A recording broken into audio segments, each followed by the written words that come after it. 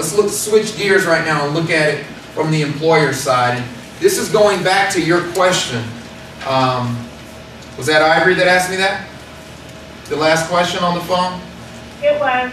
So there's 4 things, and this is so key, and I would encourage you to write this down if you're not using this already in your programs. This is what we communicate from day one with our clients. The 4 things that employers are looking for. Whether you have an offense in your background or not. This is the 4 key components. 1, they want you to show up on time when scheduled.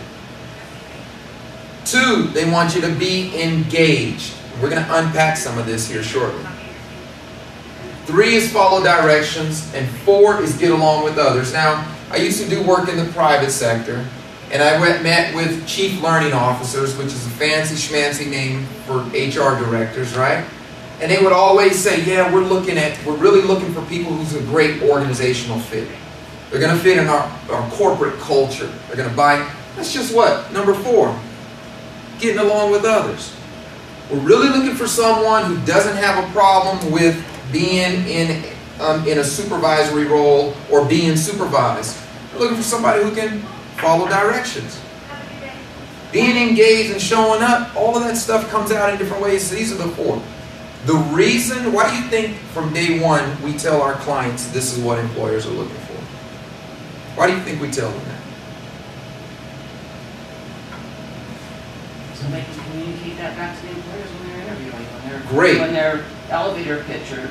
Perfect. Now they've got 4 key things that they can really be targeting in their interview. And you're right, it's not difficult when you're using this professional introduction to tweak it to fit that. But more importantly, what they've got to understand, and this is a conversation, or just as important, this is the conversation I have with them. I don't know you. Glad you're at our program. But you got to understand, we've got some screening filters in place that's going to help us know how to match you with jobs and opportunities. So when clients are showing up late for appointments, I'm reminding them of this. When they're text messaging and not engaged or nodding off, I'm reminding them of this. We task from day one, and we don't overtask, just simple little tasks. We task our clients.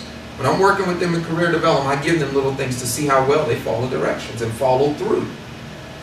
And the getting along with others is pretty easy in the group environment. You can see that. You can see their social skills, their pro-social or their anti-social skills. This is but the key about that is it really empowers them. It gives them ownership. Because now, I have clients that from day one, let me tell you a story about a young lady who came in our program and told me, look, my biggest challenge was keeping a job, 22, 23 years old. No show, no call, Bonnie. Great customer service skill, but no show, no call. And a real barrier was childcare. So we knew that no show, no call. Now I got to be honest with you, we're still dealing with no show, no call to this day. But what we found out when we got to the root of it, because some of this stuff will drive other stuff to the surface. The childcare is an issue because she has a limited support system. She doesn't have many people. And the people that she does have, sometimes her anger gets in the way. And her pride gets in the way. She's not willing to ask him after arguing to watch the baby to go to a 2 o'clock appointment. She'd rather just go take her child in the room and say to heck with them. Now, that came out of understanding that she couldn't show up on time. And that's what she voluntarily gave us when faced with this. So I would give you these 4 components because we can assess all day long. If our clients aren't able to meet these criteria, these competencies right here, employment's not going to, because the biggest thing is keeping the job. It's not going to happen.